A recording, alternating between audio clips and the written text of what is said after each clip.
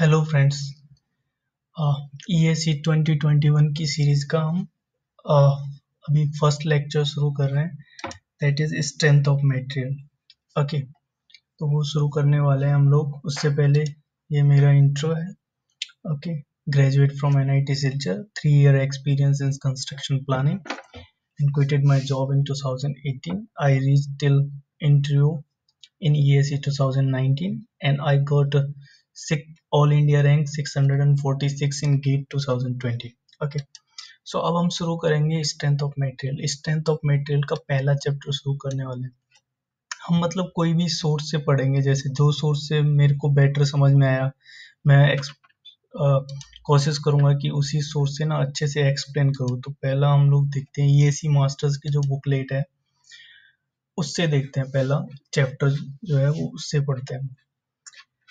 तो पहले चैप्टर में क्या है, बेसिक इंट्रोडक्शन है। और पहले चैप्टर से जो भी क्वेश्चन आता है ज़्यादातर प्रीलिम्स में, वो एक मतलब थियोरेटिकल क्वेश्चन आएगा, तो अच्छी अंडरस्टैंडिंग होना जरूरी है। ओके, सो फर्स्ट क्या है कि फर्स्ट हमको डिफरेंस देखना है कि रिजिड बॉडी और डिफॉर्मेबल बॉडीज में क्या डिफरेंस है। सो वो रिजिड बॉडी जो होती है उसको अगर हम पुश करेंगे या उस पर फोर्स लगाएंगे तो वो उसमें डिफॉर्मेशन नहीं होगा, मतलब कि वो चेंज नहीं होगी। लेकिन डिफॉर्मेबल बॉडी जो होती है उसमें अगर हम फोर्स लगाएंगे तो that will go a geometrical change. Okay, so ये बेसिक डिफरेंस है दोनों के बीच में। ओके, बाकी स्ट्रेसेस क्या है और स्ट्रेंथ्स क्या है।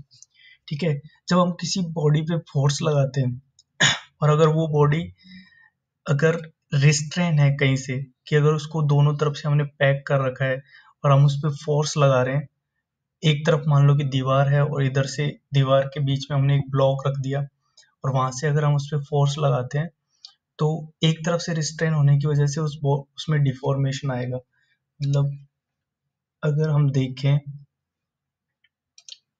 जैसे ये कोई भी एक दीवार है, यहाँ पे अगर हम एक ब्लॉक डाल देते हैं ऐसे, वो ब्लॉक के ऊपर अगर ऐसे फोर्स लगाएंगे तो इसमें डिफॉर्मेशन आएगा। ठीक है, डिफॉर्मेशन आएगा मतलब स्ट्रेन आएगा। डिफॉर्मेशन और स्ट्रेन जो है वो सिमिलर टर्म है। ठीक है, तो यहाँ पे जब हम फोर्स लगाएंगे तो इस पे स्ट्रेन आ गया। ठीक है, अगर ये बॉडी यहाँ पे ये दीवार नहीं होती, तो अगर ये वॉल नहीं है यहाँ पे और हम फोर्स लगा रहे हैं तो ये आगे खिसक जाएगा। यहाँ पे कोई स्ट्रेन नहीं आएगा। ठीक है, इसको हम बोलते हैं रिजिड बॉडी मूवमेंट। जो सेकंड केस जो मैंने बताया उसको हम बोलते हैं रिजिड बॉडी मूवमेंट, और फर्स्ट वाले केस में डिफॉर्मेशन और स्ट्रेन डेवलप होगा। जो स्ट्रेन डेवलप होगा उसकी वजह से फिर स्ट्रेस भी डेवलप होगा। ठीक है, तो याद रखना कि स्ट्रेन के बाद स्ट्रेस डेवलप होता है, पहले स्ट्रेस डेवलप नहीं होता। ओके, सो ये की पॉइंट था इसमें कि जो स्ट्रेस डेवलप होता है वो स्ट्रेन के बाद डेवलप होता है। तो ये लाइन इंपॉर्टेंट है कि stress are generated as a resistance to applied external forces as a result of strain deformation. Okay, अभी there are different type of stresses. So first stress is normal stress, second shear stress. Okay, so normal stress को भी अगर हम सब divide करें तो एक होता है एक्सियल स्ट्रेस। एक्सियल स्ट्रेस मतलब किसी भी एक ब्लॉक को हम दोनों तरफ से खींच रहे हैं, मतलब फोर्स हम along the axis of member लगा रहे हैं। ये कोई अगर मेंबर है, एक मान लो बीम ही है, तो अगर हम इसके सेंटर ऑफ ग्रेविटी पे अगर फोर्स लगाते हैं ऐसे, तो ये या तो टेंसाइल लगा सकते हैं या कंप्रेसिव लगा सकते हैं, तो दैट विल बी एक्सियल। तो एक्सियल फोर्स स्ट्रेस जो एक्सियल स्ट्रेस जो है वो कंप्रेसिव भी हो सकता है और टेंसल भी हो सकता है। ठीक है, बेरिंग स्ट्रेस क्या होता है। बेरिंग स्ट्रेस के एग्जांपल के लिए फुटिंग और कॉलम का दे एग्जांपल लेके हम देख सकते हैं कि जो फुटिंग है उसके ऊपर जो कॉलम जो होता है वो एक बेरिंग स्ट्रेस लगा रहा होता है, तो बेरिंग हमेशा कंप्रेसिव होगा। ठीक है, वहाँ पे टेंसाइल स्ट्रेस जनरेट नहीं होगा। बेंडिंग स्ट्रेस क्या होता है। बेंडिंग स्ट्रेस हम फिर से एक बार बीम का एग्जांपल ले सकते हैं। जब बीम बेंड हो रहा होगा, जैसे मान लो ये कोई बीम है और ये यहाँ पे ऐसे कॉलम है। ठीक है, जब यहाँ पे इस पे लोड होगा इस पे, तो ये बैंड होगा। ये जब बैंड होगा ऐसे करके ये बैंड होगा, तो ये जो बैंड हो रहा है, तो इस बैंड होने की वजह से ये ऊपर कंप्रेसिव, इसमें कंप्रेसिव स्ट्रेस जनरेट होगा। मतलब अगर इसका मैं यहाँ से काट के सेक्शन बनाऊँ ऐसे, ये यहाँ से काट के मैंने इसका सेक्शन बनाया है ऐसे, तो इसकी यहाँ पे देखो ये जो न्यूट्रल एक्सिस होगी, अभी मैं इधर से देख रहा हूँ इसको आंख से ऐसे, मतलब इसको मान लो एक तरह से ऐसे वो करो कि हमने आरी से उसको काट दिया और अब हम इधर से देख रहे हैं, ये मेरी आंख है, ठीक है। तो यहाँ से जब देखेंगे तो यहाँ पे इसमें कंप्रेसिव स्ट्रेस जनरेट होगा और यहाँ पे टेंसाइल स्ट्रेस जनरेट होगा, वही होगा बेंडिंग स्ट्रेस। ओके, तो वो बेंडिंग स्ट्रेस जो है टेंसाइल के लिए हम साइन कन्वेंशन दोनों में ही, उसमें एक्सियल स्ट्रेस के केस में भी और बेंडिंग स्ट्रेस के केस में, दोनों में ही हम टेंसाइल के लिए पॉजिटिव और कंप्रेसिव स्ट्रेस के लिए नेगेटिव लेंगे, ठीक है। ये एक लाइन है, जैसे line of action of axial force for uniform stress distribution passes through the centroid of section. इसका मतलब क्या है कि जो एक्सियल फोर्स है वो, उसकी जो लाइन ऑफ एक्शन है that will pass through the centroid of section. अब इसको मैथमेटिकली कैसे प्रूव किया जा सकता है?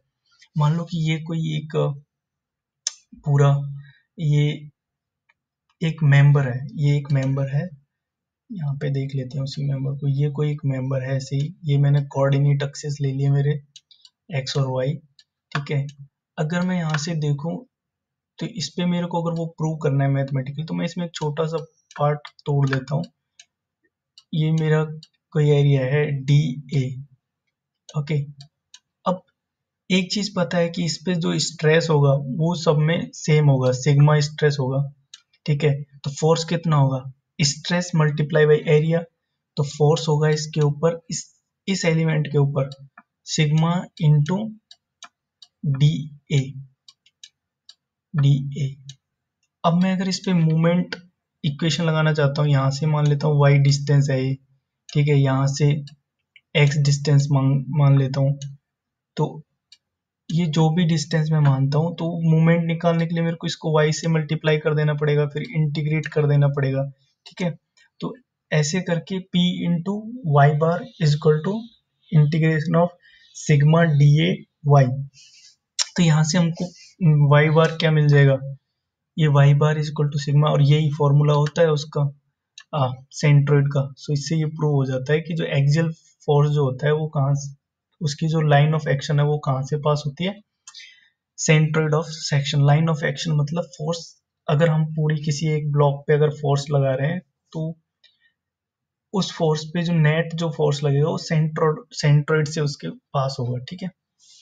उसके बाद सेकंड जो स्ट्रेस आता है वो है शेयर स्ट्रेस। शेयर स्ट्रेस दो टाइप के होते हैं, एक डायरेक्ट शेयर स्ट्रेस, एक indirect shear stress. Direct shear stress जो है वो डायरेक्ट शेयर फोर्स के एक्शन की वजह से प्रोड्यूस होता है।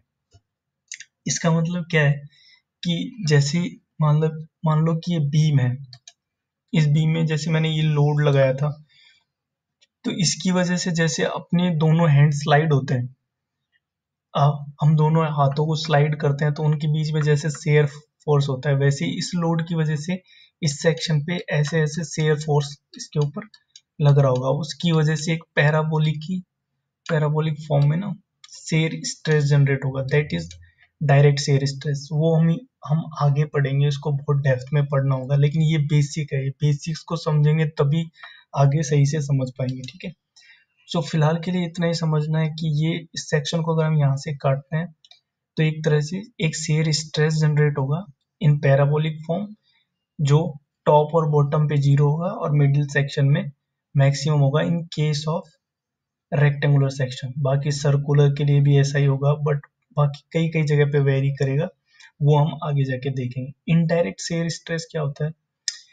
मतलब ये तो direct action of shear force की वजह से था डायरेक्ट शेयर स्ट्रेस, बस इनडायरेक्ट क्या होता है, कई बार शेयर स्ट्रेस जनरेट होता है due to torsion also, okay.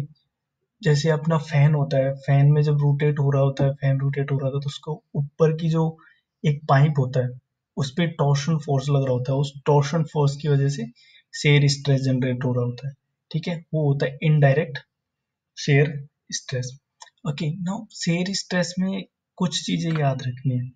जैसे ये जो डायग्राम बना हुआ है, इसमें अगर हम देखें तो हर फेस अगर एक एलिमेंट काटे, ये जो इन्होंने एलिमेंट काट रखा है ये वाला, इस एलिमेंट को हम यहाँ पे देखें ये वाला, तो ये वाला टाउ 1 और टाउ 2 ये दोनों जो स्ट्रेस है वो सेम होंगे। इक्विलिब्रियम में अगर हम इसको बनाना है, इसको इक्विलिब्रियम अगर रहेगी इस एलिमेंट पे, तो इसके लिए टाउ 1 और टाउ 2 को सेम होना पड़ेगा, टाउ 1 और टाउ 1 डैश को सेम होना पड़ेगा। लेकिन इसमें ये चीज याद रखना है कि जो अपोजिट फेसेस जो है ना, जो मैं बोलता हूँ टाउ 1 और टाउ 1 डैश की जो फेसेस है, उन पे जो शेयर स्ट्रेस है वो सेम है। लेकिन ये क्यों सेम है, कौन सी कंडीशन से, तो ये याद रखना कि ये फोर्स इक्विलिब्रियम की कंडीशन से सेम है।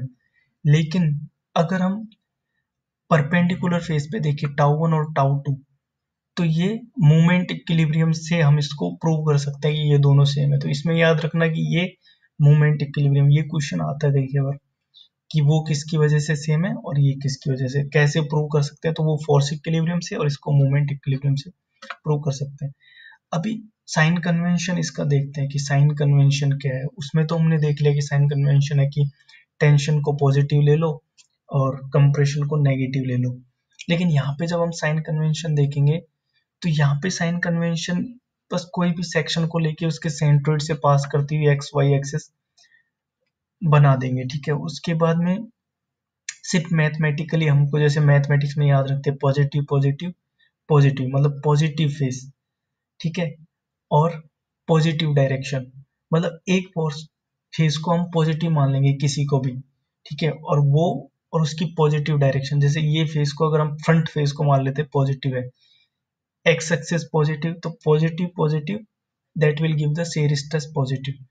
अगर नेगेटिव फेस देखते हैं तो नेगेटिव नेगेटिव फेस पे जो शेयर लग रहा होगा that will also positive, because mathematics में जैसे होता है ना positive positive positive, negative negative positive positive negative negative और नेगेटिव पॉजिटिव। तो ये जब आगे क्वेश्चन करेंगे तो और सही से समझ में आएगा। लेकिन यहाँ पे देख लो कि जैसे ये है, इसमें इस वाली फेस पे, इस वाली जो फेस पे हम देखें तो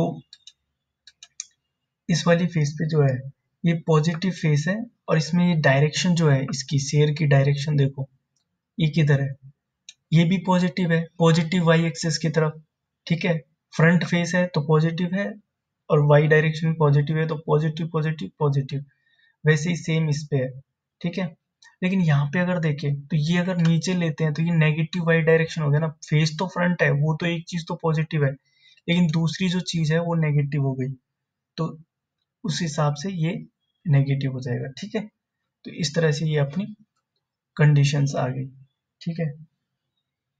और ये इस वीडियो को हम यहीं पे रोक देते हैं, नेक्स्ट पार्ट 2 अभी रिकॉर्ड करते हैं बिकॉज 14 मिनट्स हो चुका है इसमें।